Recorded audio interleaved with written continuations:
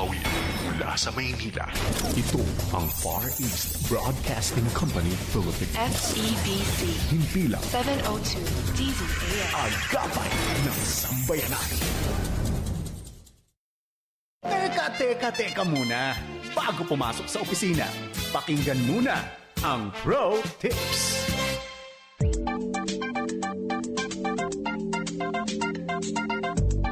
Siguro ay naranasan mo nang mag-expect at umasa sa isang tao o pangyayari pero ibang-iba sa inasahan mo ang nangyari. Kung nahigitan ang iyong expectation, tiyak na masaya ang pakiramdam. Pero kung umasa ka at di naman natupad ang inakala mong mangyayari, nakakasama talaga ng loob at minsan nga'y nakagagalit pa. Ano nga ba ang mabuting gawin para hindi tayo ma-disappoint o kaya'y ma-frustrate sa tuwing hindi mangyayari ang inasahan mong mangyari? Paano ka nga ba dapat makitungo sa mga taong paasa? Magandang araw, ako si Maloy Malibiran sa Lumbides para sa Pro Tips, partner mo sa inspiradong trabaho at negosyong umaasenso. How should you manage expectations so that when they are not met, you are not devastated? Una, avoid setting expectations based on hearsay. Iwasan mong umasa base lamang sa kung ano ang sinasabi ng iba. Halimbawa, may nabasa ka sa social media na masarap ang pagkain sa ganitong restauran o kaya ay maganda ang isang palabas na napanood ng kaibigan mo. While other people's recommendations are helpful, palagi mong tandaan na magkakaiba ang taste natin. Ang masarap sa iba, maaaring hindi angkop sa iyong panglasa. Ang maganda at entertaining sa iba, maaaring hindi naman patok sa iyo. Kung ibabase mo ang iyong expectations sa sinasabi ng ibang tao, tiyakin mo lang na ang standards ninyo ng kung ano ang maganda, magaling, mahusay o masarap ay pareho. Pangalawa, base your expectations on proven track record. Kapag may nangutang sa iyo at sinabi niyang magbabayad siya sa katapusan ng buwan, pero sa karanasan mo at ng maraming iba ay may ugali ang taong ito na takbuhan ang kanyang obligasyon, mag-e-expect ka pa ba na tutupad siya sa usapan ninyo? When you deal with someone who has a proven track record of not delivering on time and not finishing his work, asahan mo bang malamang ay ganoon din ang gagawin niya sa iyo? Ang minsang pagkakamali, pwede mong palampasin pero kung paulit-ulit at sadyang hindi nagagawa ng maayos ang kanyang trabaho, maaaring kulang sa kakayahan, kaalaman o baka talagang di maaasahan ang kausap mo. Pangatlo, when a deal is too good to be true, beware. Marami na ang umasa na aasenso ang buhay dahil sa pangako ng mga business opportunities na sinalihan nila. Kaya lang ang pangako ay napako at ang umasa nga na lamang nang maubos na ang kanyang ininvest na pera. Talagang malungkot kapag nangyari ito sa atin. Nakapanghihina at nakapanghihinayang. Pero ilang beses na rin naman tayong napaalalahanan na kapag ang isang negosyo ay nangako ng malalaking kita agad-agad, kailangang maging maingat tayo. A business deal that is too good to be true more often than not is a scam. Baka paasa lamang ito sa simula pero sa bandang huli, ikaw ay ngangawa. We need to learn to manage our expectations so that we will not end up angry and frustrated when they are not met. Gumamit tayo ng karunungan at huwag din nating kalimutan ang mga aral ng nakaraan at ng karanasan para matimbang natin ng mabuti kung sino at ano ang marapat nating asahan at pagkatiwalaan. Para sa Pro Tips, ako si Maloy Malibiran sa Lumbides. Be a blessing in the workplace today. Mga kababayan, ang kodigo ng pagkamamamayan at kagandahang asal. Batas na akda ng dating DXAS, your community radio. 1116 DXAS, your community radio. Kasama sa araw-araw.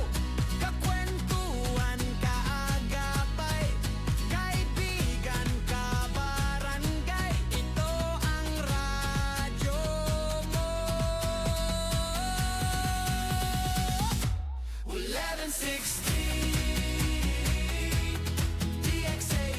your community radio. 1116 DXAS, your community radio.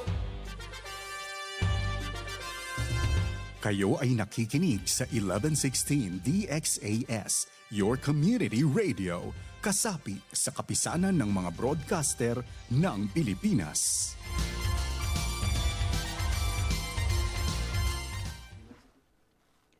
Ang oras sa buong Pilipinas, alas 7:06 na ng umaga. Alamin ang mga kaganapan at mga pinag-uusapan sa Zamba Sulta. Makibalita at makibahagi sa pagbabago at pag-unlad. Oras na, Zamba Sulta!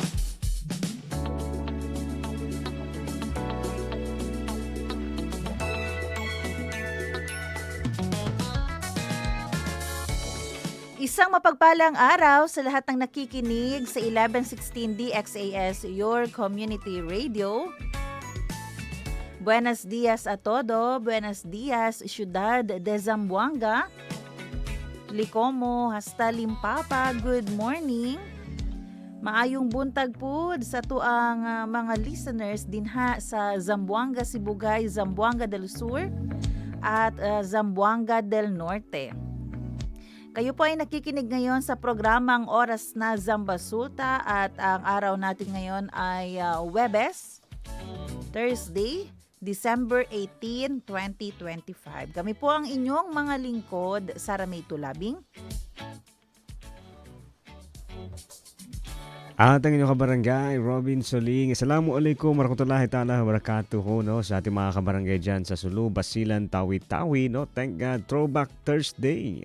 Throwback na naman, no? Ito muling pagbabalik tanaw. And syempre, sa mga kabarangay din po natin dyan na nagkakape, naka-monitor kanina pa, no? Kaninang morning. Parang umulan dito sa downtown, ha? Oo. Basta yung Camino. Hindi naman pwedeng naging busy ang LDAton OCENR, no? Para ano ba? Para Gusto ka na naman. may tinatawag sila paghapon, di ba? Para Flashing ba yan? Oo, yung dust. Basa man. Umulan siguro. Ayan. Pero ingat mga kabarangay. So far naman sa dinadaanan natin, sir, no? Medyo may mga nagmamadali. Siguro na-relate na sila. Pero so far wala tayong napapansin or nakita na nagkaroon ng mga vehicular accident. Oo. May mga araw kasi yun. Chanediya. Oo, May mga ganun 2 days ago meron. Oo. Diba? Good morning pala kay Tristan Gulay. Buenos dias, Kuya Robby, Ate Sara. Ayan, Ate thank you. Saray. Thank you kay Tristan Gulay, no, sa kanyang pagsama palagi sa atin. At kay Kuya Noli. Nakaka-chat lang. Kuya Noli. Monitor ka ba dyan? Hindi ko siya minomonitor dito. Wala. No, ay. Blessed Throwback Thursday Ayan, again, ONZ oo. family. Hinihintay ko yung adobo. Oo. Oo. Thursday kasi Kuya... Naniningil ka ng adobo. Thursday Kuya Noli, no? Thursday Thursday naalala. na lang, Kuya Noli, wala pa yung adobo mo. Oo, Thursday na lang, na throwback na lang. Noy Oo. pa mampanus, Kuya Noli. Parang mapupunta na siya sa kwan eh. Yung Kasi memory. yung nireheat mo. Parang memory na lang siya, ma-replay. Hindi, pero ayan, kay Kuya Noli, no, isa sa mga kaibigan, supporter natin dito sa DXAS. And syempre, good morning din po sa mga nagpi-prepare, no? Baka may pasalubong tayo. Ayan. Bakit? Alam mo ang gusto ko sa ating supervisor, no, kay Ma'am Dang. Lagi siya may pasalubong ba? Oo nga. Sana Sa sobrang konti ng kinakain nila, dito niya nilalagay. tama. Oo. Liit kasi ng bituka ni Wamdang. Sana meron pa. Pero pag lumaki ang mga bituka, wala tayong pasalubong.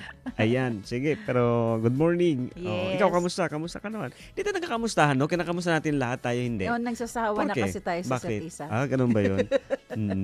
Hindi, ako sabihin ko sa'yo totoo, no? Parang everyday, parang first time pa rin. Wow. Parang walang sawaan.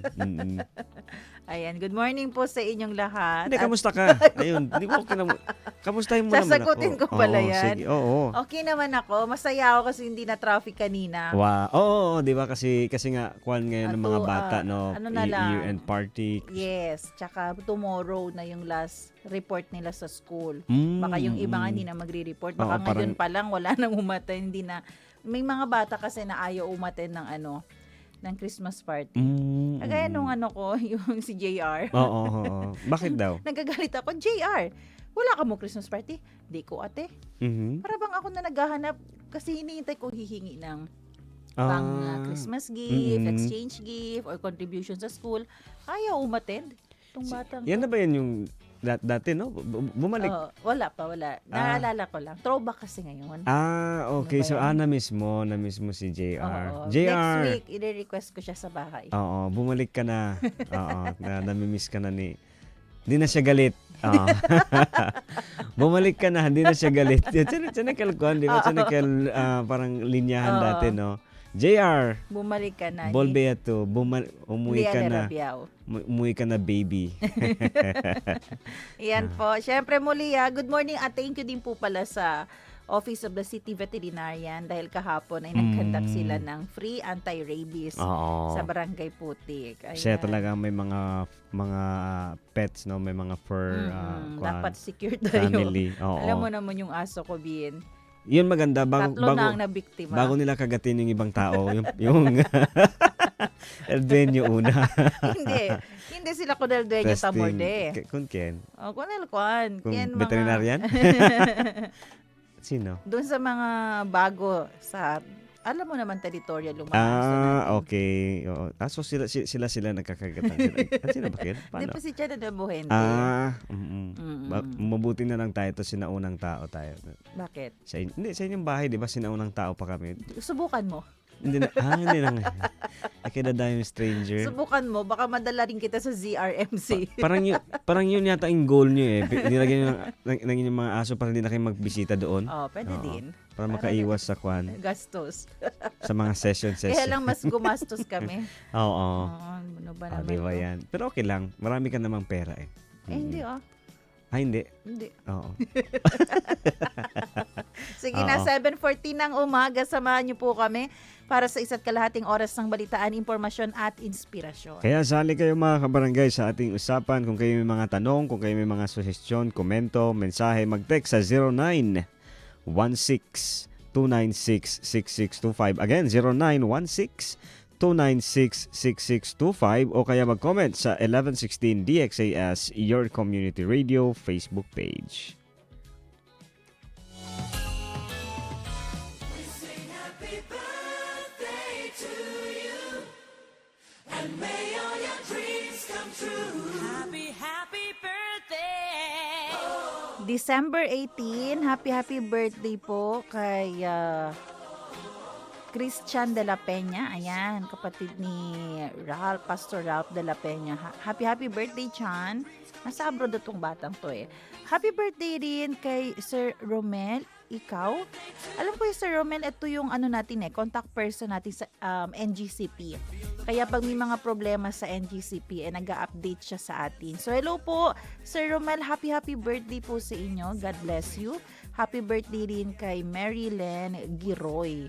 Ayan, kay Emmy Santos at kay Ate Eligene, Teacher Eligene Cabalida. Parang saan ba ito naka-assign? Putik ba ito siya naka-assign? So happy birthday, and kay Juvie, Teacher Juvie Rojas Claros. Sa akin, happy birthday kay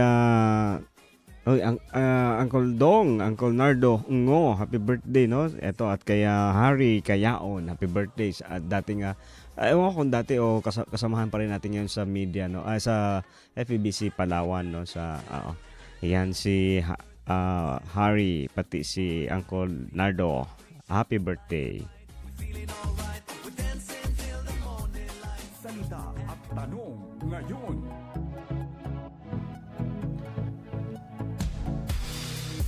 Ang ating salita ngayong umaga, the value of listening and advice. Sa Tagalog o Filipino, ang halaga ng pakikinig ng payo. Chavacano, El Valor, si Tauwi, Consejo. Sa Bisaya, ang bilis sa pagpaminaw o tambag. Ilonggo, ang kabilihan sang pagpamati. Sa Tausug, Indayaw, magkita maingat, dumungog, sin panghindo, sin kaybanan. Haba nun ah. Aba. Tanong natin, ano po yung kagandahan kung marunong tayong makinig ng payo? Proverbs chapter 12 verse 1, whoever loves discipline loves knowledge, but he who hates reproof is stupid. Sa Magandang Balita Biblia version, ang taong may unawa ay tumatanggap ng payo. Ngunit ayaw mapaalalahanan ang matigas ang ulo. Alam mo, Bino, yung buhay natin, puno yan ng trial and error. At kadalasan sa mga tao ay natututo sa kanilang kamalian. Error. Yes, most people learn from their mistakes. Minsan nga, di ba, kailan tayo natututo magbike? Kapag tayo ay natumba na. Nahulog sa bridge. Oo. Alam mo, natuto ako magbike, walang brake. Okay, ang panggamit ko ng brake, yung tsinelas ko lang sa likod. Oo, di ba? Ganun ako natuto. Mga alamat yan, mga legend. Oo. So, maraming pagkakataon sa ating buhay na kahit hindi sana tayo matuto sa mistake, pero ginagamit yun ng Panginoon para ma-learn tayo. At yung tanong, kung tayo ba ay may mga pagkakamali, do we love advice? Mahal ba natin, or are we open for rebuke or correction, or open ba tayo sa isang advice? Nakatingin ka sa akin, parang hindi ka open. Hindi, may iniisip ako eh. Ano yung iniisip mo? Bigla ko na naalala ba, no? Yung hindi porket coffee lover ka, sabihin mo ay okay na sa'yo lahat ng kape. Hindi, doon sa trial and error ba? So, malalaman mo na coffee lover ka, pero may specific na na paggawa, paano. Kasi na-realize ko kahapon, anong tawag na ano yun? Yung acid, acid reflux. Parang hyperacidity. Hyperacidity. Kasi meron akong ininom na kape kahapon. Bago siya sa'yo. Bago siya, pero parang sumama yung kuwan ng tiyan ko. So, di ba? Parang ganun nga eh. Kahit sabihin mong marunong ka na sa isang bagay, pero yung magiging basehan mo na marunong ka na dahil doon sa mga mali na oo, at bigla ko naalala din sir yung pag-aayos dati ng mga cellphone. Alam mo, ang dami kong nasira, ang daming pinaayos sa akin na mas lalo nasira. Hindi sinasadya mo yun? Hindi. Pag gusto ko lang yung cellphone. Pag gusto mo yung cellphone. Sirain na yun para, ay ma'am, di na to kaya, mahal talaga. Hindi. Pero doon ko lang napaisip ako, tama din pala, no? Ang dami, dapat dadaan ka sa mga kamalian, yung sa mga error, para marating mo yung tamang pattern, no, para maayos mo na siya. Yung error kasi, nagsasabi yan na hindi talaga perfect ang ating wisdom, ang ating decision making. Magsasabi yan na tao lang talaga tayo. Hindi natin maaabot yung level ng pagka-omniscient ng Panginoon. So ngayon, every time na tayo ay nagkakamali, yung tanong doon, nakikinig ba tayo sa payo na ginagawa sa atin na kahit sino man, lalo na kung constructive naman yung criticism niya, or sabihin natin healthy naman ang kanyang advice sa atin. May mga pagkakataon po kasi na yung heart natin, 'di ba? Rebellious, ayaw makinig ng payo. Kaya ano nangyayari doon sa mga taong patuloy na hindi nakikinig sa payo ng kanilang mga magulang, ng kanilang ate, kuya, ng kanilang guardian, ng kanilang pastor, ng kanilang boss, or kahit ng bata kaysa sa kanila? Ano nangyayari? Dire-diretso ang mga mistakes sa buhay. Bakit? Dahil may rebellious spirit sa loob, may rebellious heart sa loob, may pride na nakatira sa loob ng kanyang puso na ayaw niyang makinig sa payo. Kaya yun nga, no, ang maganda lang talaga dun, yung sa mga trial and error mo,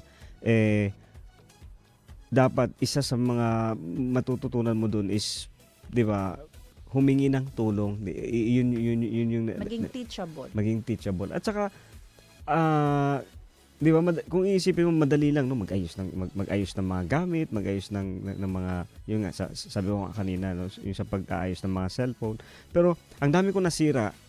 Pero kung naging may mga times kasi na parang hindi, pipilitin mo pa rin ayusin hanggang sa wala na, sir.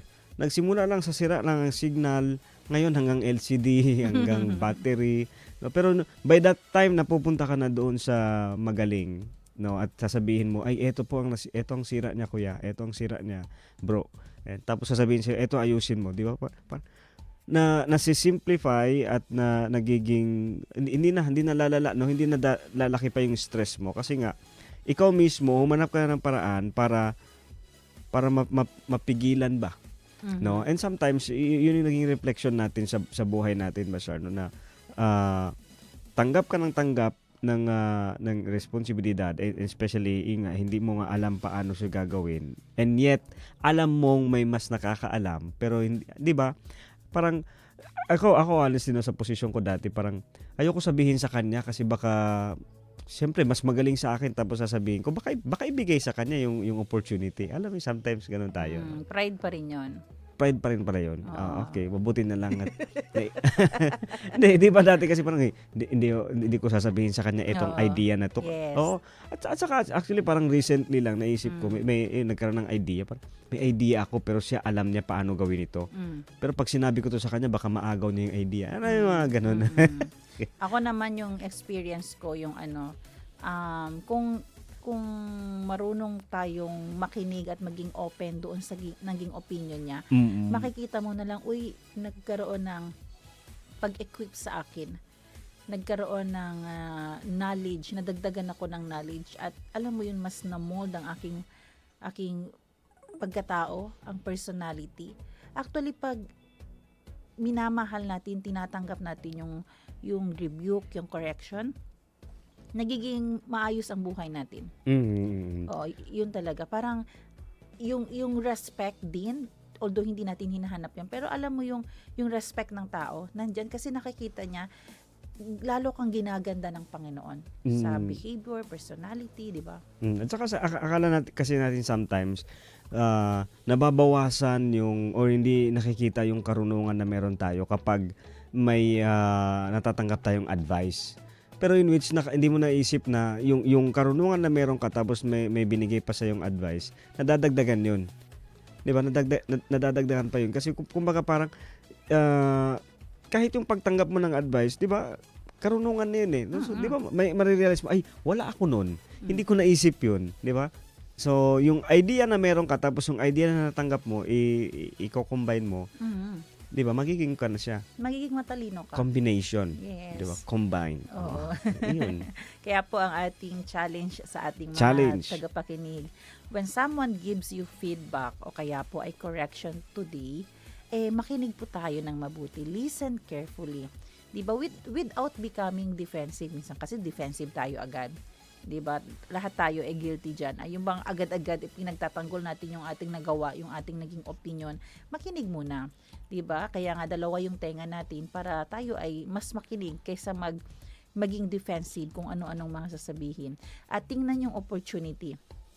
Ano yung learning na pwede mong makuha doon? At ano yung improvement na idadagdag niya sa buhay mo? Kasi lahat ng ito will honor the Lord. So again, when someone gives you feedback or correction today, mag-pray ka, Lord, bigyan niyo po ako ng puso na teachable, na nakikinig sa mga payo. Mahirap man, pero tanggalin niyo po ang pride. Kasi kung hindi mo yan ihihingi sa Panginoon, sabihin ko sa'yo 100%, distraction ang nakaabang sa'yo sa dulo. Marami na tayo nakitang ganyan na mga naging buhay ng mga tao na hindi marunong makinig. 'Di ba? Pag prideful ka, ibabagsak ka talaga ng Panginoon. So, muli, ang ating tanong, ano yung kagandahan kapag ikaw ay marunong makinig ng payo? Yan po ang ating salita at tanong ngayon.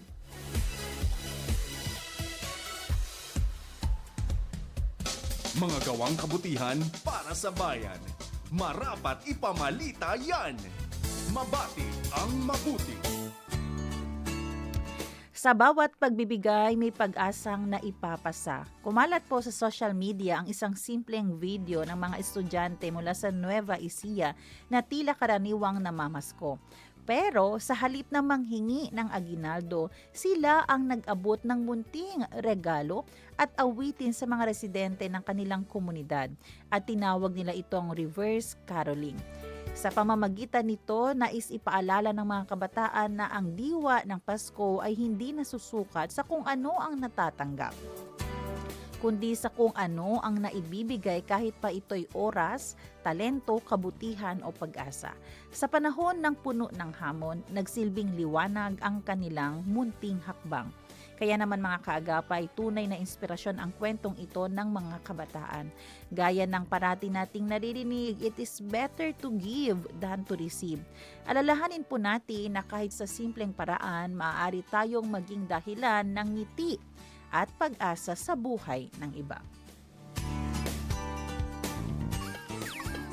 Hindi sukat, kulang sa timbang, pandaraya o maling gawin.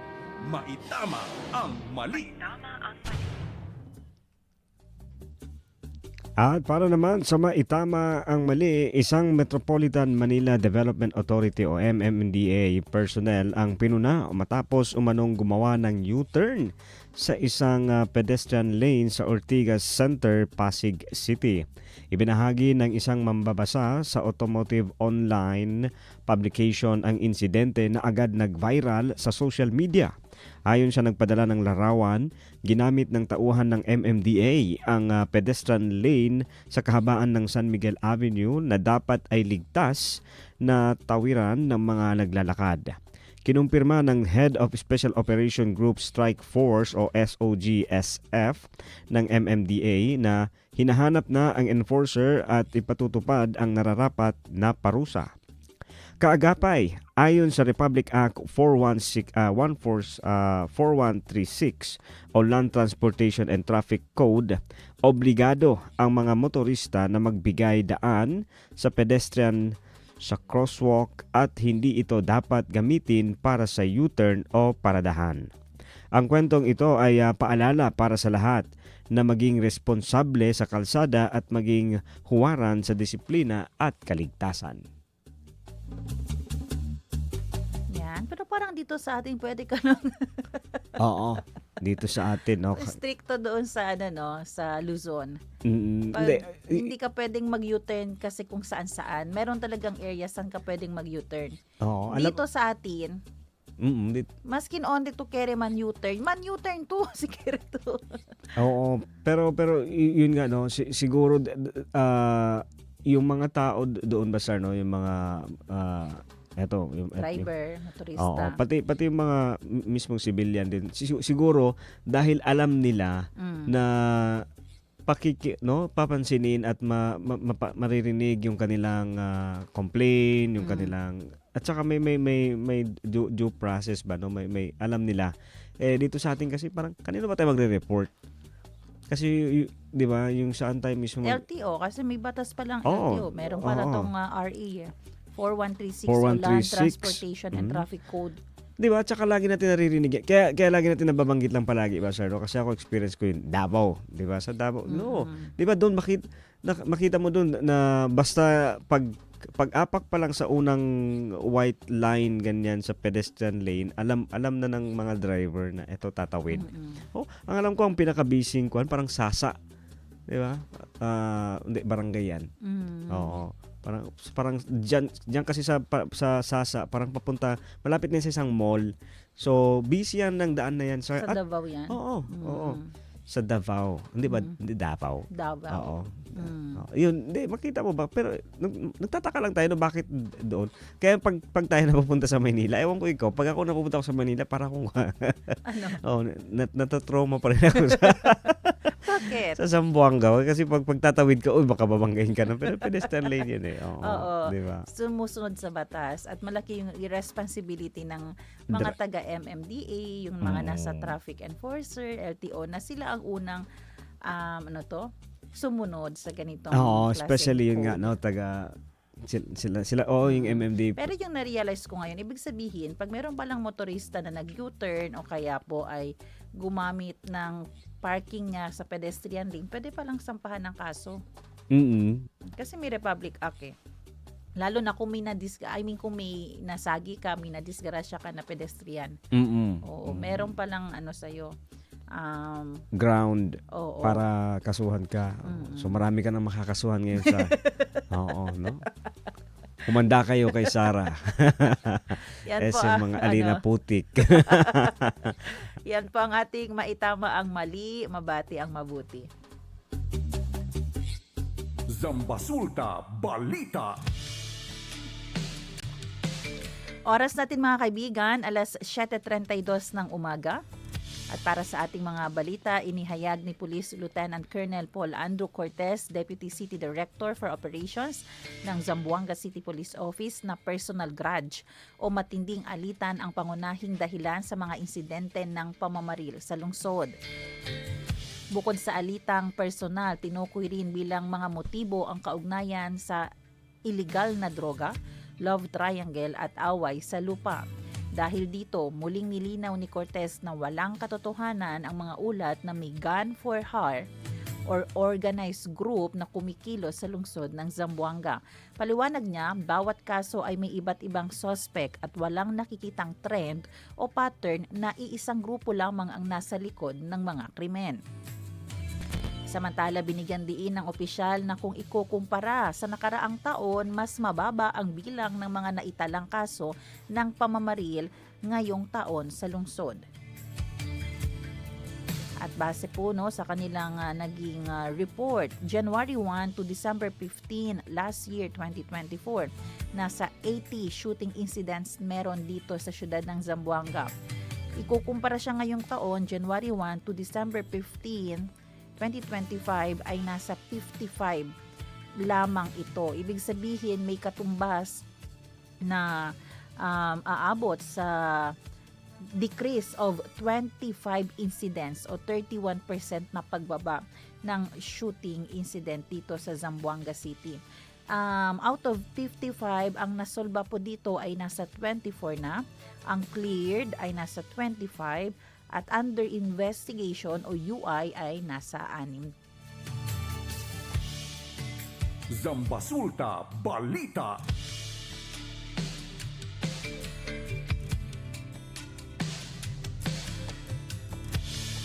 Samantala, pag-usapan naman natin, kahapon kasi sa ika-49th regular session ng City Council natin dito sa Zamboanga ay iprinesenta rin ng ating Deputy for Operations ng Zamboanga City Police Lieutenant Colonel Andrew Paul Cortez yung 8 focus crimes. Ito po yung mga krimen na nagaganap sa lungsod ng Zamboanga na kailangan natin ipanalangin din, no? For January 1 to January 15. Ang mga crime incident din na nandito sa lungsod na nangyayari, simulan natin sa pinakamababa, like yung mga carnapping ng motor vehicle, motorcycle carnapping, no?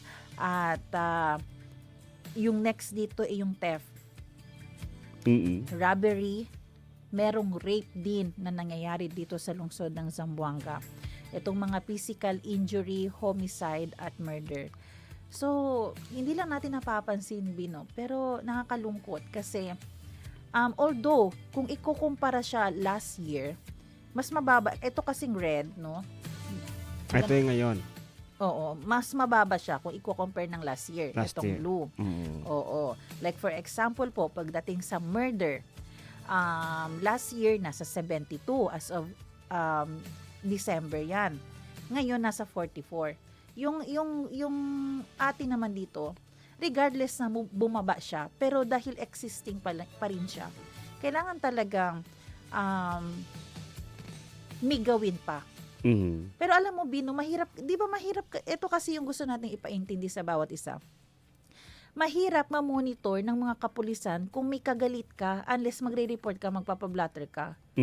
Oo. So, mga isolated cases ito na kailangan ma-resolve. Ito yung mga ito yung mga kaso natin na within you, dapat ma-resolve mo ito para hindi umabot sa ganito. Diba? So, like example, shooting, ang murder, diba? Minsan kasi lagi nating binabalik yung blame. Anong ginagawa ng Peace and Order Council Chairman? Anong ginagawa ng ating mga kapulisan? So muli, tatanungin natin kayo po, ano pong ginawa nyo nung may kagalit po kayo? Lalo nyo po bang prinovoke? Lalo po ba kayong nagmayabang? O nag-threat din po kayo? Probabo kumigo. Di ba may mga ganyang character? So, nangyayari ito kasi may issue din tayo as a person. Yun nga, tama yun yung ano. Hindi natin nabibigyan ng pansin na pwede yung pag-usapan na may, 'di ba, may mediator ba, no? O yung sa barangay o saan. Kasi kung ganito lang, sir, parang kwento parang utang ito eh. 'Di ba? Pag may binitawan kang salita, siyempre, kahit naman sino pag 'di ba, pagtangkaan mo ako, talagang mapapaisip ako na baka, 'di ba, mas mataas yung posibilidad na iisipin ko na gagawin mo yun kasi galit ka sa akin eh. So, ang mangyayari ngayon is magkakaroon ako ng 'di ba, self-defense. Oo. So, pag ganyan, kung may threat po kayong natanggap, magpa-blotter agad. Oo, yun yung Mag-report isang agad sa barangay. Oo. Para anything na may mangyari po sa inyo, alam agad sino ang pupuntahan. Yun yung kagandahan ng blotter. Alam nila agad sino yung hakabuling kasi according sa iyong report, may natanggap ka na death threat, may natanggap ka na ganito. Pero sana bago umabot doon, no, yun nga sabi natin, being teachable.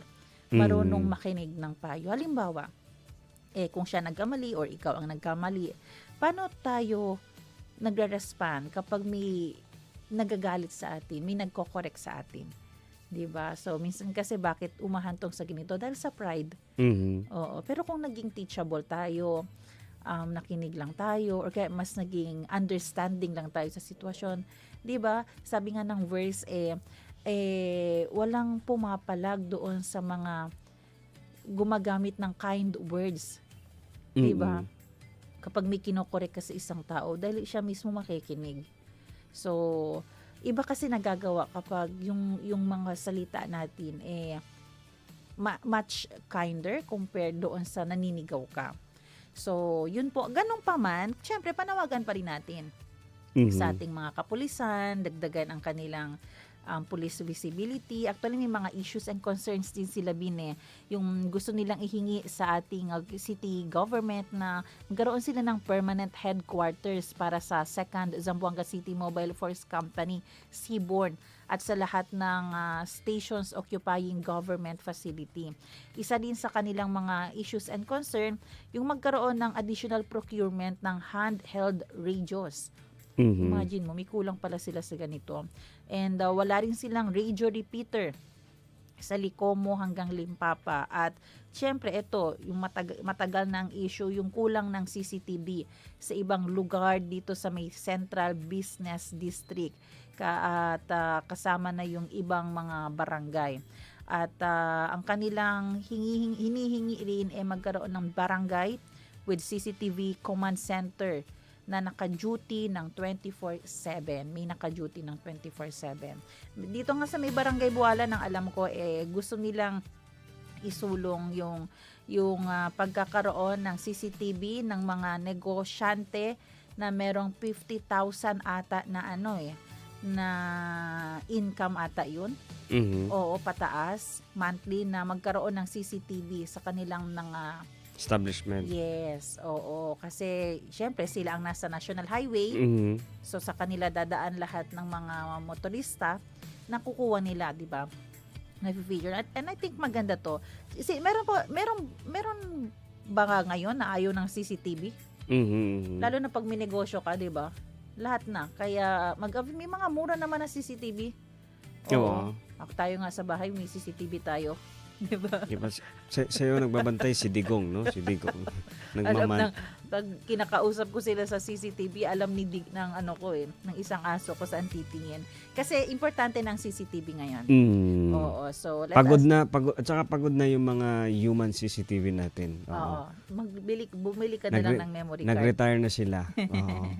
So, yan po, ipanalangin po natin yung 8 focus crime. So, hindi lang siya bumaba. Mawala na talaga siya, pero muli, mawawala po ito pag tayo din ay mayroong heart for reconciliation.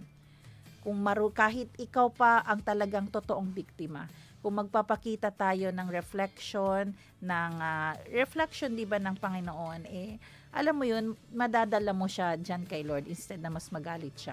Yan po ang ating kailangan ipanalangin. Zambasulta Balita.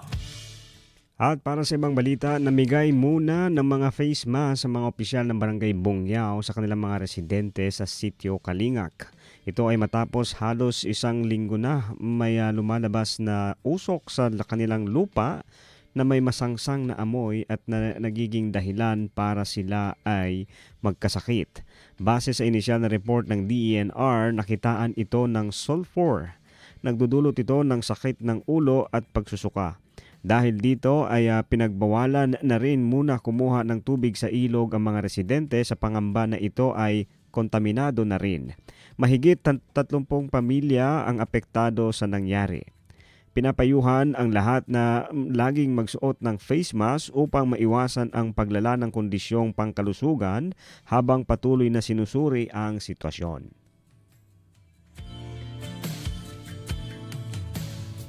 Zambasulta Balita. Nasa 200 mga Friends Rescued o FRs ang nagsama-sama sa Pavilion Hall ng Provincial Government Complex sa Barangay Dao, lungsod ng Pagadian kahapon. Ito ay para ipagdiwang ang kanilang pagbabagong buhay mula sa armadong pakikibaka tungo sa mapayapang pamumuhay sa ilalim ng gobyerno.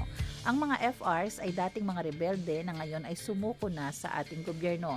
Sa kanilang aktibidad ay nagkaroon ng pagkakataon ang mga FRs na ipresenta ang kanilang project proposal na nakatuon sa pagpapaunlad ng kabuhayan o livelihood development.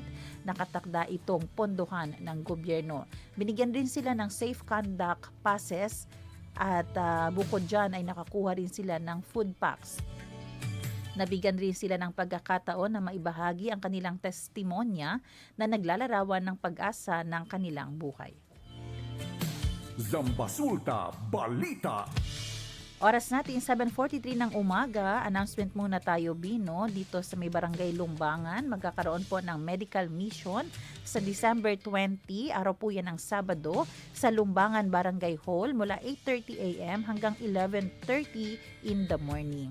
Ito po ay pwedeng mag-avail ang mga taga doon ng free health screenings, outpatient consultations, laboratory services at drugs and medicines. Kailangan po ninyong magparehistro at huwag kalimutan na magdala po ng PhilHealth ID or PhilHealth MDR. Kung wala po kayo noon, ay if wala silang PhilHealth, prepare lang ng any government ID. Ito po ay Medical and Diagnostic Clinic accredited PhilHealth yakap provider. Zambasulta Balita. Samantala, pakinggan din natin ang invitation ni Sir Rovic Eslao para sa kanilang mga youth ngayong December dahil magkakaroon sila ng youth camp.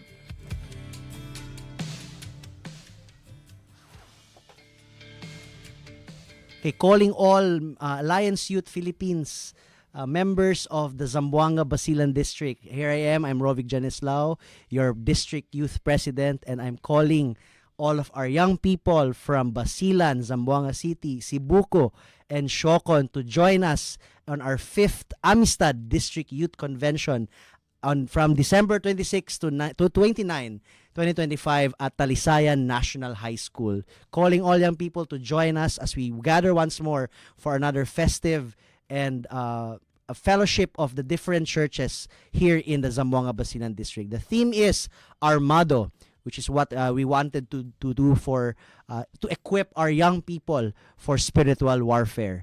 So if you remember in our mission in the AYP, there are 5 words of that: shine, no? S is share the gospel. H is help the youth maximize their abilities for various ministries. I, integrate them into local churches. N, nurture them into their spiritual life. And E, exalt the name of the living God. And that's what we're going to do here in Armado. So again, calling everyone, our young people from Basilan to Siocon, please join us. The registration is 400 pesos. Of course, the supplies will depend on the availability, and it's until supplies last, and we hope that everyone can join us. Please contact your youth leaders or your zone presidents, zone governors, and we have a certain degree of requirements. For example, you need to have parents' consent, and at the same time, for your registration, of course, it's 400 pesos. Again, hopefully everyone will join us as we fight together the spiritual battle for Jesus Christ. Thank you, everyone, and see you on December. At yan ang ating mga balita sa araw na ito. Magbe-break po tayo sandali pero huwag kayong bibitaw dahil sa ating pagbabalik ay pag-uusapan po natin yung karapatan sa kalsada at disiplina ngayong Pasko. Ito po ay may kaugnayan sa naganap na road rage sa may Antipolo City kung saan makikita doon sa viral video na isang pick-up driver ang nambatok, no? Ng isang nagkakariton. So ano nga ba yung ating mga karapatan kapag tayo ay nasa ganoong sitwasyon? Makasama po natin dyan si Professor Arnel Golen Sanchez. Ako po si Sara May Tulabing. At ako ang inyong kabarangay, Robin Soling. Magbabalik ang oras na Zamba Sulta dito lang sa 1116 DXAS Radyo Komunidad.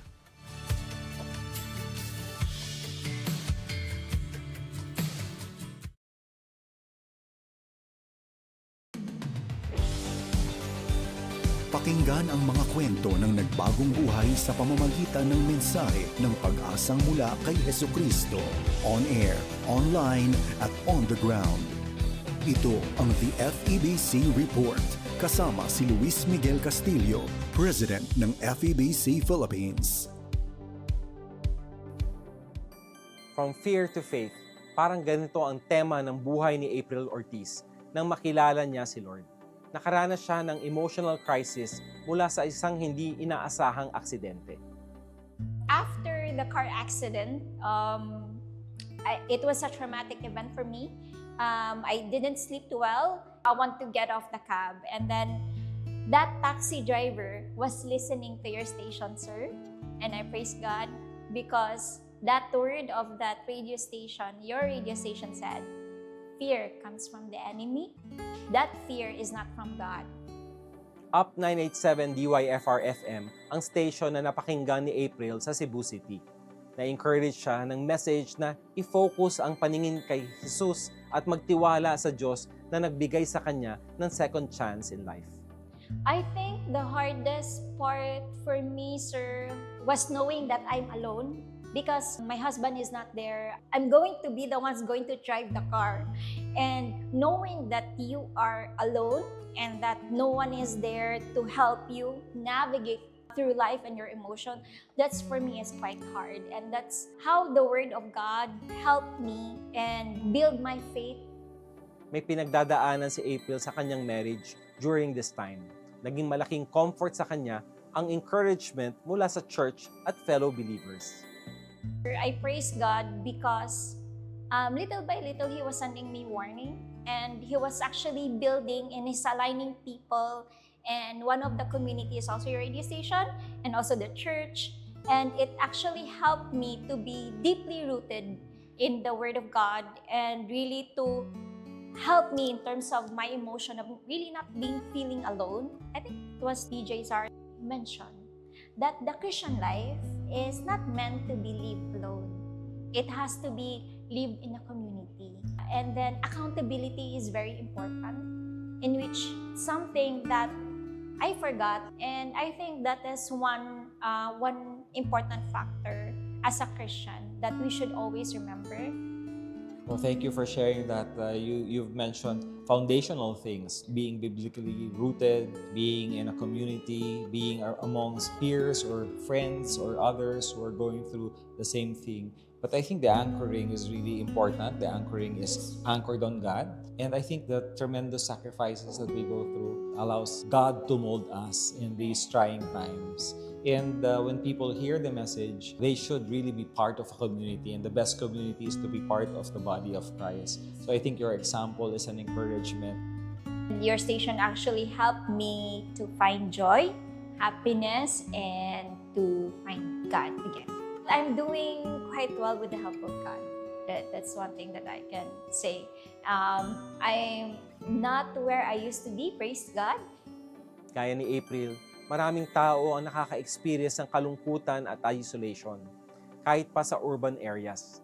Bahagi ng mission natin sa FEBC na i-connect ang mga tao sa gospel-believing communities kung saan maririnig nila ang salita ng Diyos, makakatanggap ng pastoral care at mararanasan ang pag-ibig ng Diyos mula sa congregation.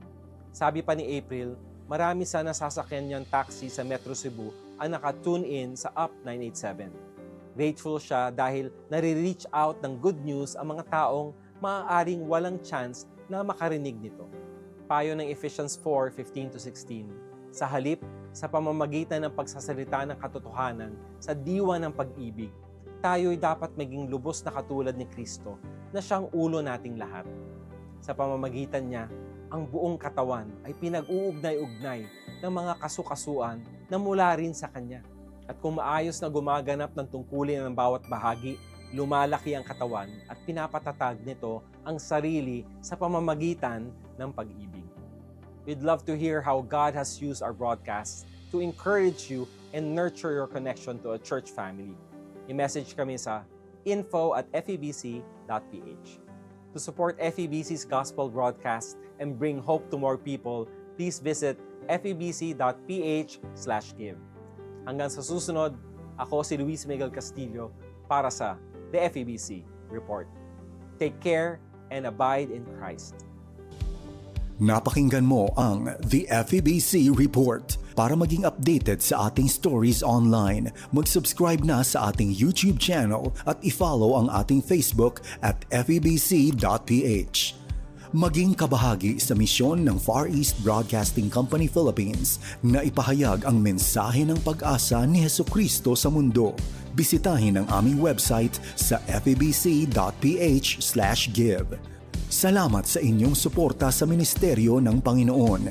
Pagpalain po kayo ng Diyos.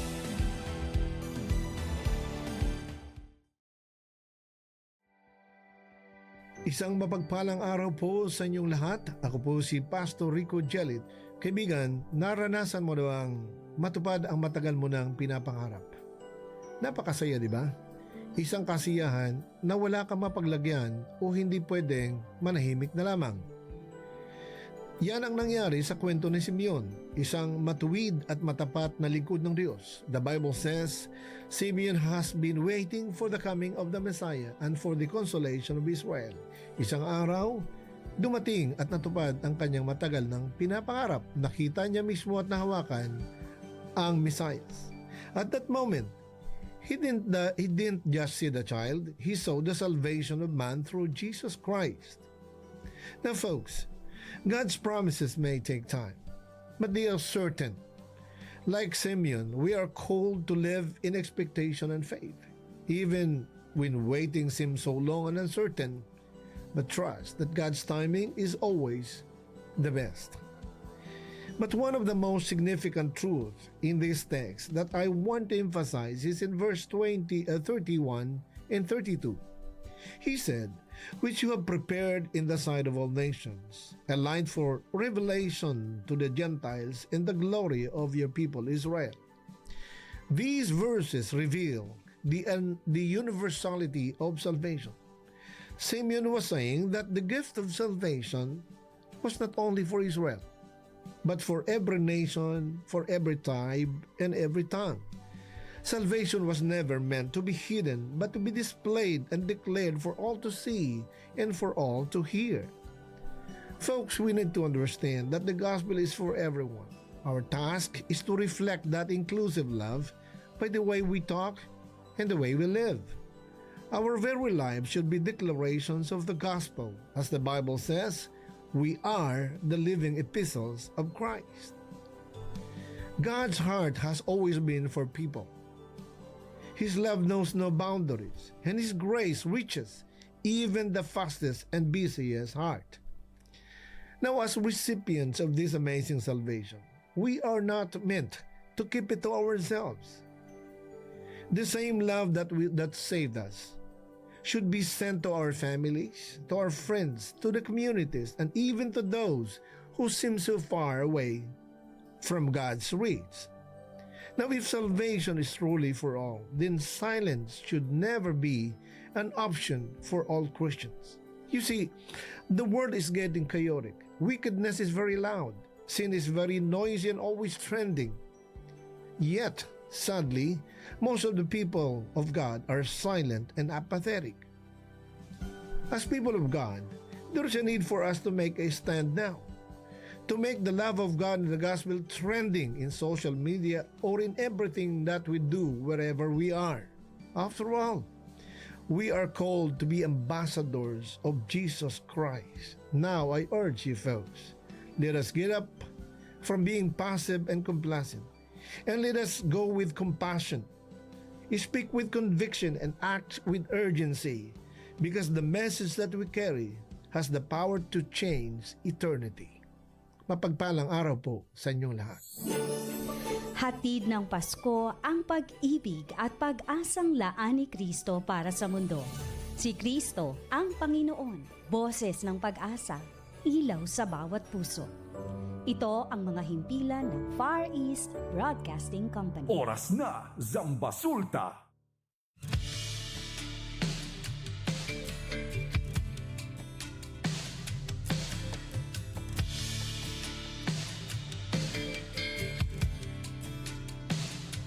At nagbabalik ang oras na Zambasuta. Kayo pa rin po ay nakikinig sa 1116 DXAS, your community radio.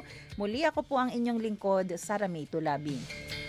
Ang DXAS ay isa sa mga himpilan ng Far East Broadcasting Company at kasapi sa kapisanan ng mga broadcaster ng Pilipinas. Ang FEBC po ay isang non-profit, non-commercial at donor-based radio station. At dahil nga sa katapatan ng ating Diyos at sa inyong partnership, tayo po ay nagpapatuloy sa paghahatid ng mabuting balita ni Kristo.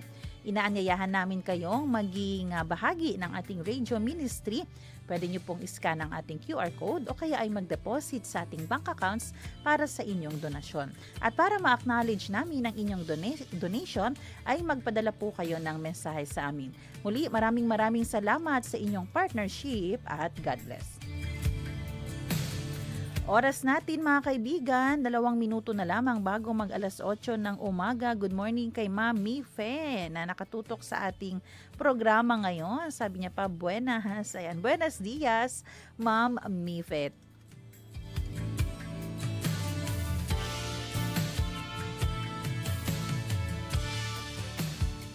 Pag-usapan natin. Habang papalapit po ang Pasko, ramdam natin ang dagsa sa sasakyan at bigat ng trapiko sa ating mga kalsada. Ngunit kalapit ng pagmamadali ay ang pag-init ng ating mga ulo na madalas na uuwi sa road rage. Mga insidente ng pananakit, pananakot at pang-aapi sa mga ordinaryong motorista at pedestrian. Ang tanong ng marami, ano nga ba ang proteksyon natin sa ilalim ng batas? Kapag ba tayo ay hinaras o pinagbantaan sa kalsada, ano ang ating dapat gawin? At sapat ba ang init ng ulo bilang dahilan para takasan ang pananagutan sa krimen? Ngayong umaga, hihimayin natin ang ating mga karapatan at ang kaayusang dapat pairalin sa ating mga lansangan. Makasama po natin ang ating profesor para tayo ay bigyan ng legal na gabay.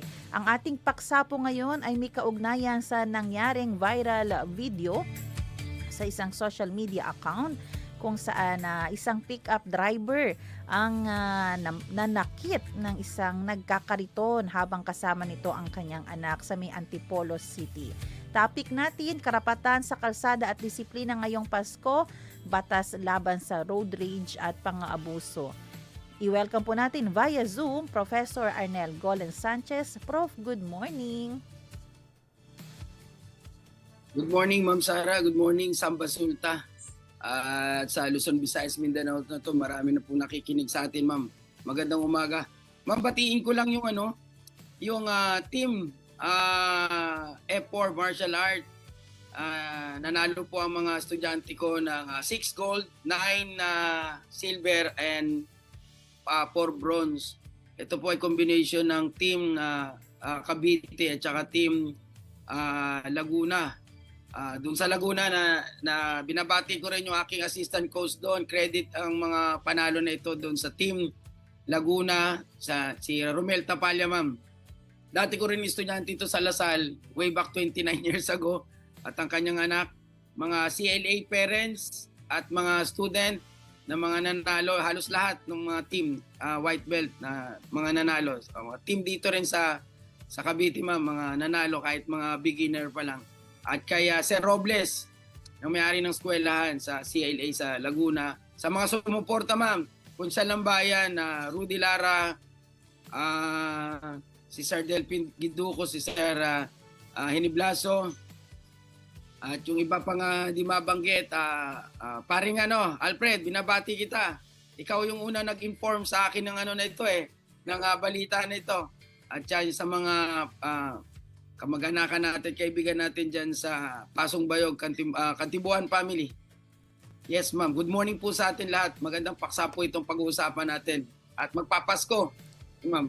Yes. Good morning and congratulations po sa lahat ng inyong mga kids na nanalo, no, Prof? At syempre congratulations din po sa inyo dahil kayo po ang nag-train sa kanila. Ayan po. Ito nga po pag-uusapan po natin, Prof. Itong actually kahapon pa nag-anunsyo na ang LTO, si ASEC, na i-revoke na yung lisensya ng pickup driver na kapatid niya ng isang celebrity dahil nga sa ginawang pananakit. At may sinabi pa palang under ng death threat, no? May death threat na binitawan, minura at sinigawan itong mag-ama. So, kapag ang isang driver po ba, Prof, ay nanakit o nambatok ng kapwa sa kalsada, bukod po doon sa pwedeng ipataw ng LTO sa kanya na revocation ng kanyang lisensya, may ibang batas pa ba siyang inilabag? Meron, Ma'am. Ayon sa ating batas, lalo na sa RPC, o Revised Penal Code na tinatawag natin, meron tayong tinatawag na physical injury. And this physical injury ay crimes against a person. So, ibig sabihin, tatlo po yan. Slight physical injury, less serious physical injury, tapos yung grave physical injury or serious physical injury. Yun po yung mga physical injury natin. So ito, Prof, itong nangyari kasi doon tayo kukuha ng halimbawa. Yung LTO kasi, ang kaya lang nilang gawin, tanggalan ng lisensya itong driver. Pero saan magpa-file ng case, if ever, ang complainant kapag may iba ng form of abuse ang naginawa sa kanya? Well, Ma'am, kung sa mga slight physical injury, Ma'am, pwede na po sa MTC. Kung saan nangyari yung may tinatawag kasi tayong venue and jurisdiction pagdating sa pagpapile ng kaso. Ibig sabihin, Ma'am, kung saan po nangyari yung krimen, doon po magpapile ng kaso. So, I think yung pagbatok naman, Ma'am, ay slight physical injury po yan. Kahit na wala siyang injury talaga. Part po yun ng slight physical injury. Ano po ba ang naging reaction? Yes, Ma'am. Ano po yung naging reaction nyo din, Prof? Kasi naalala din natin, actually, hindi ito yung first time na may nag-viral. May mas malala pa nga po dito. Parang itong year din ba ito nung umabot na po sa barilan? Sa Rizal, yung barilan doon. Yung barilan po. Pero ito po, no, ano ang pinagkaiba nito doon, Prof? Ito, Ma'am, sa totoo lang, simpleng lang to sagian . dito yung nangyari dito Pero yung nangyari sa Antipolo, ma'am nag-umpisa yun sa tinatawag nating pride na ibig sabihin tinamaan yung ego, nagkapikunan, nagkahabulan at nahantong sa suntukan at pagbabaril. Pero dito, ma'am, una, nalungkot ako. Although hindi na bago sa akin ang balita na ito, na itong mga may kaya sa buhay, masasabi natin, ay inaapi o nangapi ng ating mga kababayan na naghihirap. So that's very unfair. Lalo na sa part nung binatukan. At ang masakit dito, ma'am, kasama pa yung anak. Ayun po ang mabigat doon. Mhm. So, yes, ma'am. Yung malinaw dito, hindi lang siya sa LTO, may violation, yung pickup driver. May violation na rin siya according sa ating batas. Yes, ma'am. Hindi lang actually slight physical injury, ma'am. Marami po ito may crimes against personal security and liberty, yung tinatawag nating threat. So, nakita ko, ma'am, para sa akin lang, opinion ko yun, light threat lang yun, ma'am. Light threat lang yung nangyari. So, depende na sa interpretasyon ng judge kung iakyat niya dun sa grave threat na tinatawag.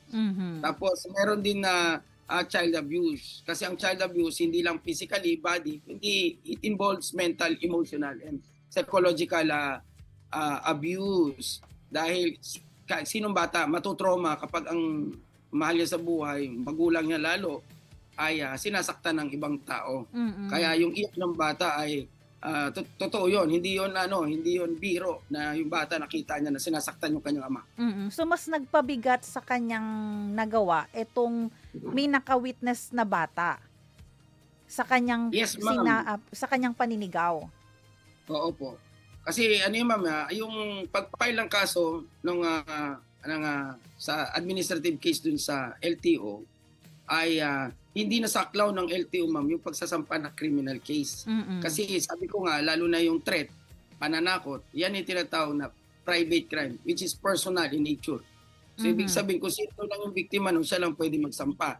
Ngayon, kung na-reglo na siya doon, wala na po magagawa ang LTO dito. Pero doon sa child abuse, anybody can file a charge against the itong suspect natin, alleged na ibig sabihin na nambatok, na nanigaw, nanakot, kasi traumatized ito on the part of the child, ma'am.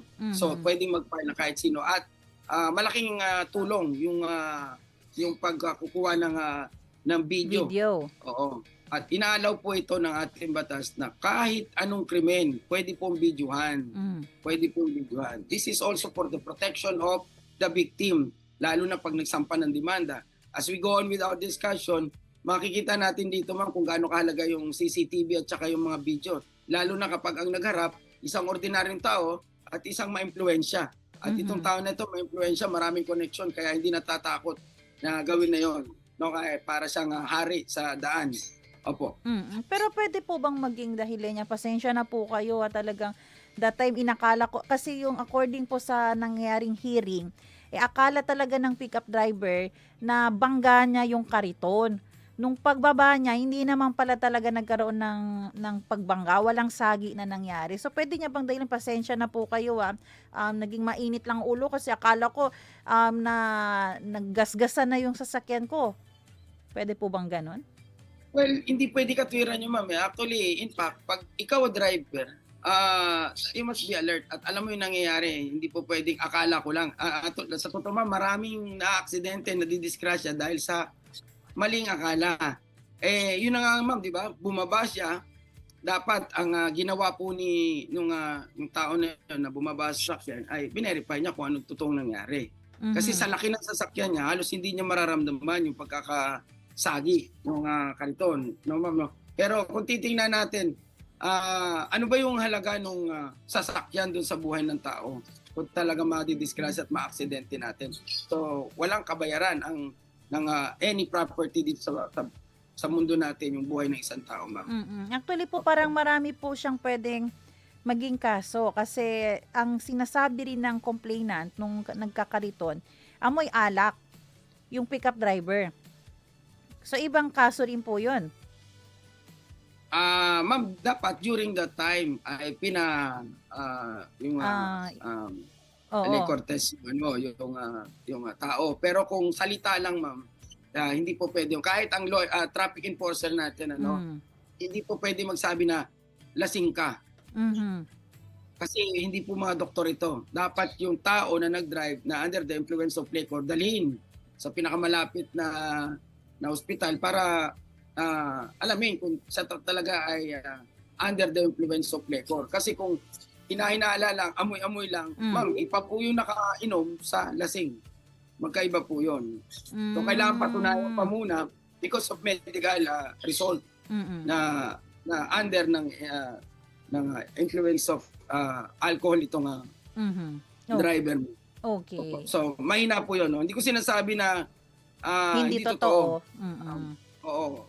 Pwede totoo, hindi yon. Ang sinasabi ko lang, ano yung sinasabi ng batas pag tungkol dun sa nakainom at lasing. Oo, Yes, kaya... magkaiba yun. Kasi ang LTO hindi naman pwede magpataw na you're driving under the influence of liquor. Nang wala kang pinagugutan na basya na hearsay lang din. So hindi yun po pwede, ma'am. Kaya mahalaga pag magkaroon na ng misunderstanding that day, magpabarangay na agad o magpapulis para doon mismo matesting. Right in din, ma'am. Oo. Yes, ma'am. Right in din. Patawag na ng mga otoridad, no, para ma-address yung concern or problem na yun, ma'am.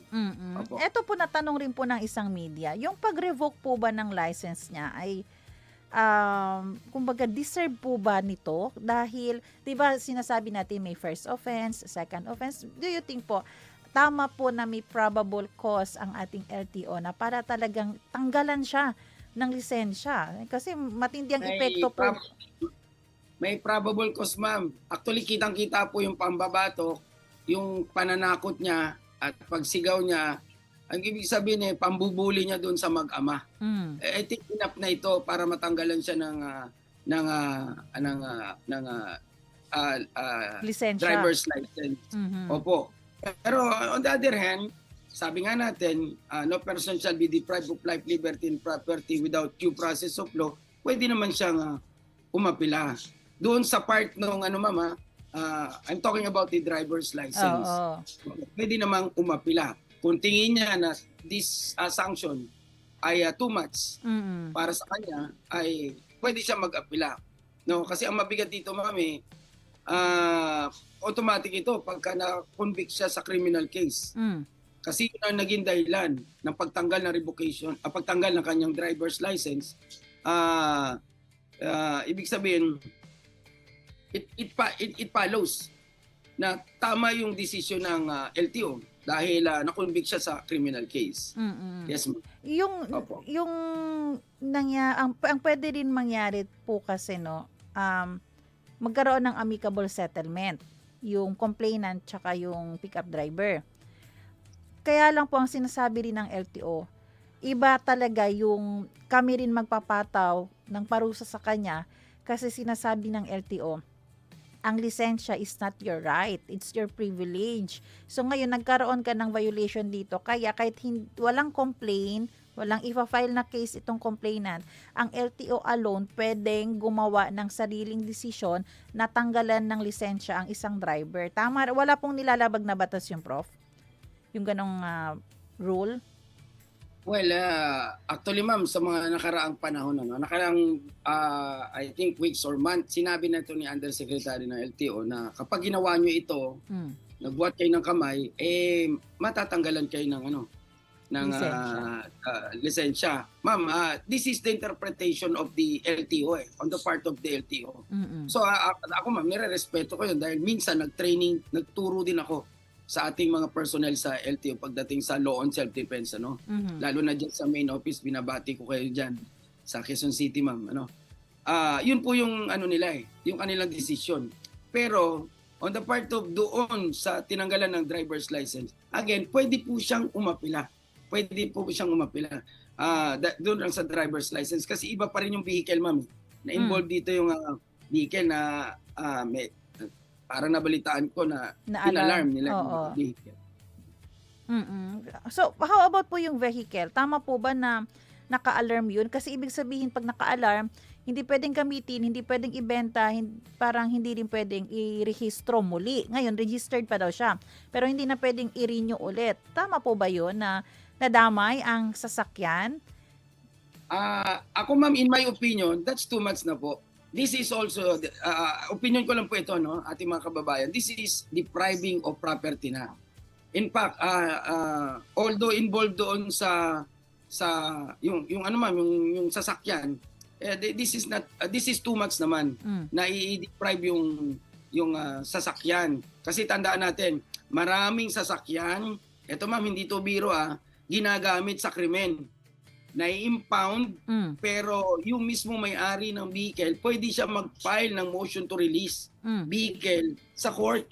Pag na-release yan, hindi po pwedeng i-alarm ng LTO dahil na-release na ng korte. Or yung mga sasakyan na ginamit sa krimen. Part pa rin ng evidence yun, ma'am, pero walang binabanggit ang korte. Ang batas natin na this is i-alarm. Hindi na pwedeng ibenta, hindi na pwedeng gamitin. No, ma'am, ang totoo niya, napakaraming sasakyan sa Congress, sa Senate, sa ating mga mababata, sa ating mga nanungkulan sa posisyon. Yung mismong vehicle ginagamit sa krimen. Bakit hindi ma-impound? Bakit hindi masampahan ng kaso? Dapat ito ang isang tingnan ng LTO, ma'am.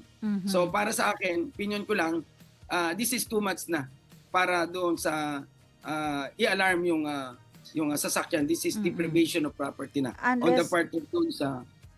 Yes, ma'am. Unless po, no, kung nagamit siya for... Yes, ma'am? Unless nagamit siya for kidnap, case, hostage, or nilagay doon ang isang bangkay. Yung mga ginamit nga po na vehicle, doon sa, ma'am, pagka nag-file ng motion to release yung abogado, nung gumamit ng sasakyan yun, na i-release, ma'am. Pero I'm not saying lahat. Lahat, ma'am. Mabigat na kaso yun. Not unlike this na, ang totoo, ma'am, ang sasakyan wala naman talagang kinalaman dun sa sa tao. Ugali na yung tao, ma'am. Ano man ang sasakyan mo, kay bisikleta yan, mamahaling sasakyan, mumurahin yung sasakyan yan. It is the responsibility of the driver. Paano niya i-carry, dalhin yung character niya, yung attitude niya. Di ba? Sa mga kababayan natin, sa mga tao na nasa paligid natin.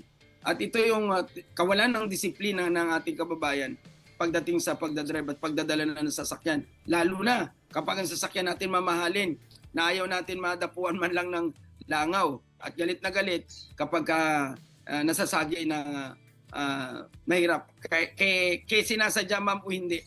No, dapat maging fair po tayo. Opo. Ito, Prof, ano po ang dapat gawin kung halimbawa isa sa atin ay nakaranas po ng parehong pananakot na nangyari doon sa Antipolo, doon sa ginawa ng pickup driver? Ano yung mga dapat nating gawing hakbang to protect po yung ating sarili?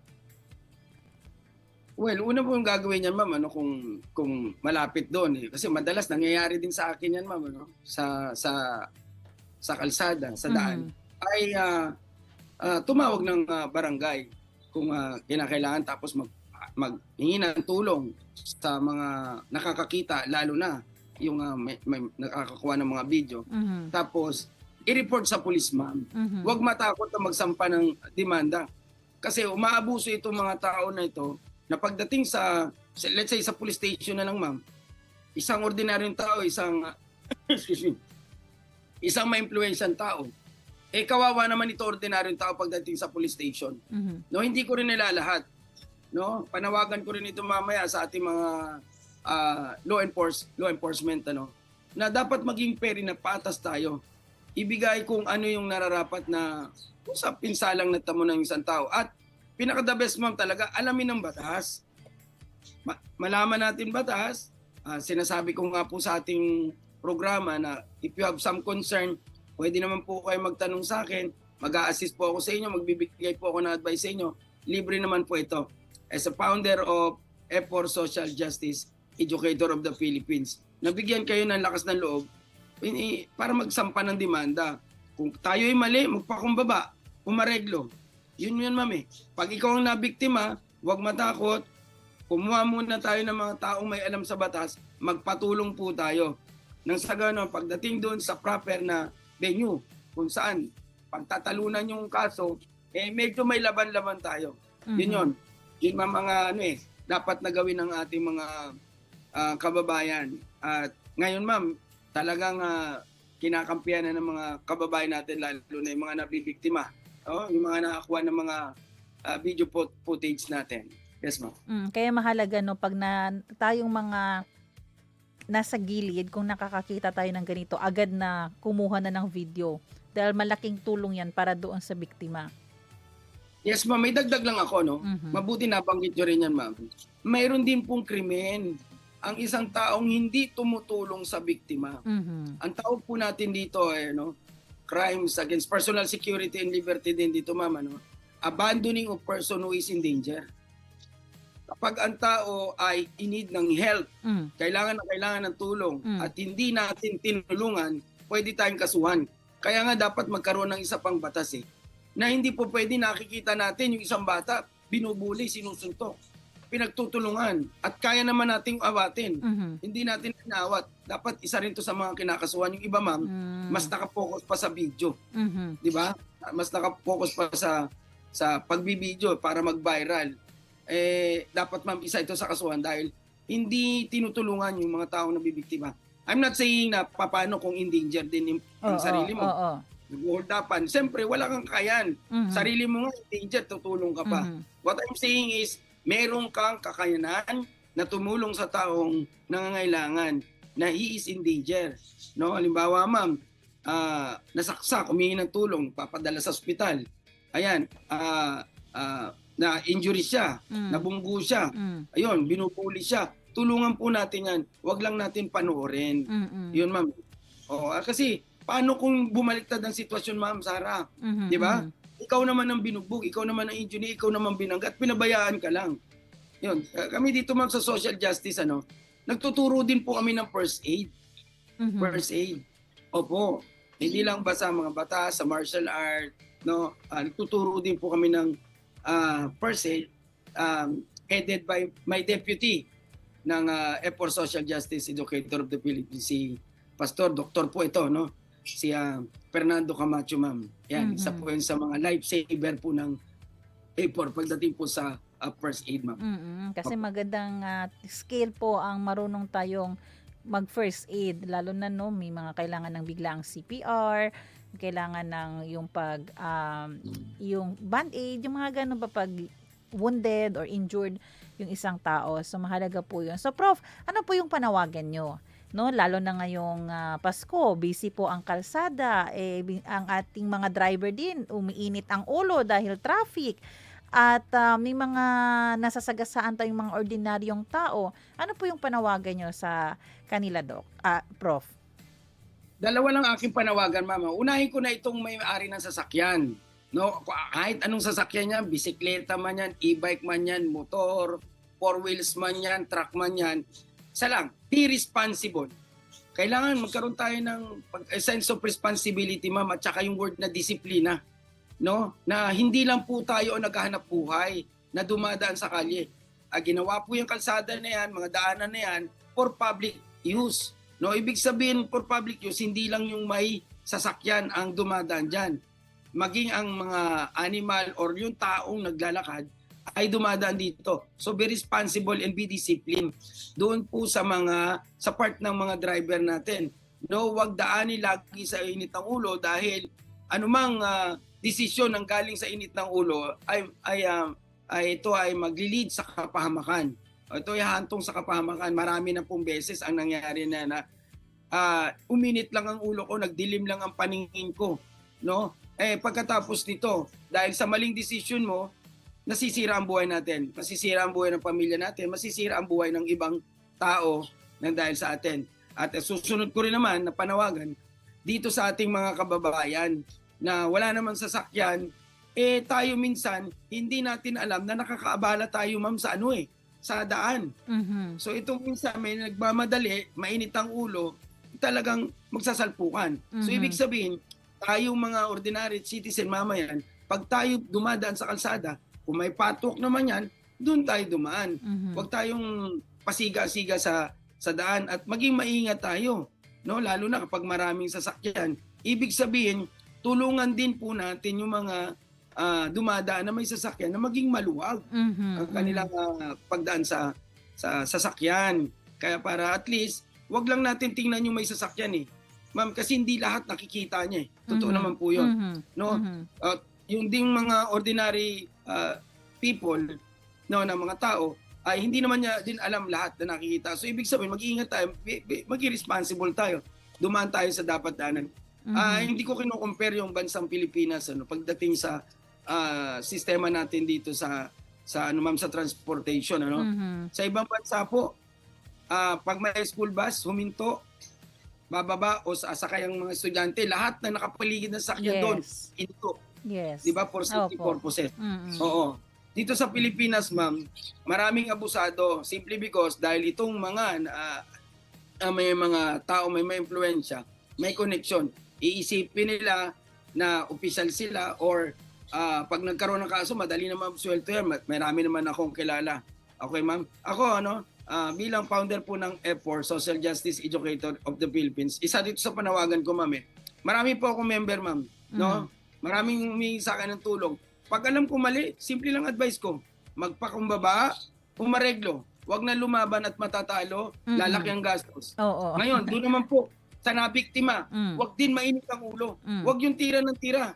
Sampa ng kaso. Bakit po magastos din? Di ba? Matuto rin tayo magpatawad. Kung flight lang naman, di ba? Tolerable lang naman. Kaya namang i-tolerate, kaya namang, kumbaga, pagbigyan. Oo, lalo na Pasko ngayon. Yes, ma'am. Ako, marami ako nakakasalubong, nakakasama sa daan. Alam po kung kailan ako magpapatawad. Alam po kung kailan ko tutuluyan yung taong dapat kong kasuhan para magkaroon siya ng lesson. Kung ako naman nagkamali bilang professor, hindi po kabawasan ng aking pagkatao ang magpakumbaba at humingi ng sorry. Opo, mangingi ng patawad. Kung ayaw nyo magpatawad, so be it. I will take the consequence, ma'am. As simple as that. So yun po yung panawagan natin sa lahat po, in general na, lalo sa ating mga mambabatas, na tingnan niyo po ang senaryo na ito. Okay, ma'am. Salamat. Maganda po yun kasi ang tinuturo natin sa parehong may sasakyan at nagkakariton o naglalakad lang, magkaroon ng discernment na paano tayo hindi maging abala at paano magpatawad. Yes po, Prof. May dadagdag na ako. Okay. Binabati ko yung tatay ko kanina pa nakikinig. Yes ang tatay ko po hindi marunong mag-drive. Pero lagi ko to sinasabi sa aking mga estudyante. Payo niya rin, anak, yung mauntog masakit na. Yung mabunggo, mauntog ka lang masakit na. What more kung mabunggo ka ng sasakyan. Di ba? So ibig sabihin yung word ng pag-iingat ay mahalaga po yan. At beside, every time po ako na magta-travel, tulad dito ma'am, for the past 3 days, mula during after tournament, sobrang pagod po ng inyong lingkod eh. Kasi nagko-coach tayo. Ang ibig ko sabihin ma'am, ay magpa-bless po tayo bago tayo umalis. Ang ibig sabihin, pag na-bless po tayo ng matatanda, ng mga magulang natin bago tayo mag-travel, palagay ko, medyo safety tayo.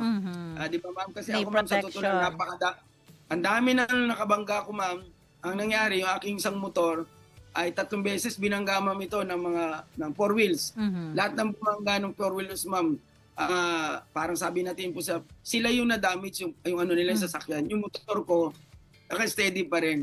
No, so sabihin ma'am, ligtas ako. Lagi ko iniisip na bless ako ng tatay ko bago ako umalis. So yun ma'am, mahalaga tayo na mag-pray bago umalis sa lumabas ng bahay, lalo na kung tayo magdadala ng sasakyan. Opo, mahalaga po yun. Yes, ako po ay agree dyan. At ako din, yung panawagan ko rin po dun sa mga may vehicle, you are privileged, you are blessed to have that.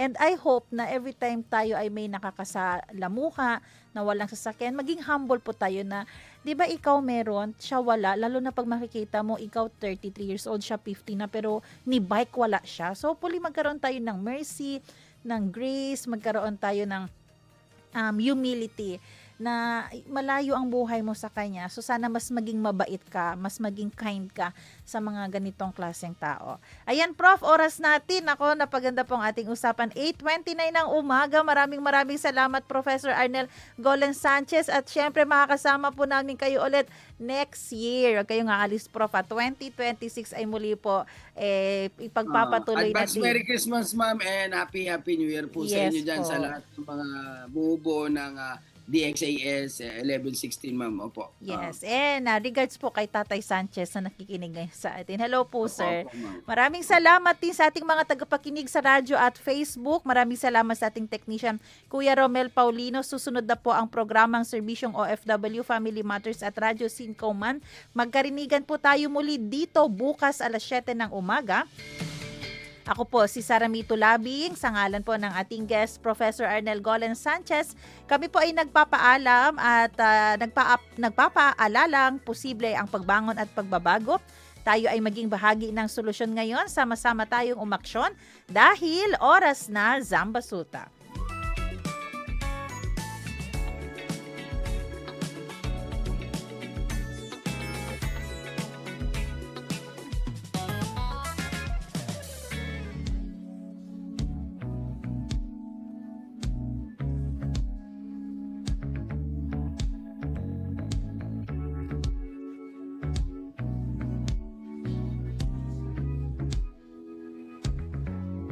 Oras na Zambasulta. Inyong napakinggan ang programang Oras na Zambasulta para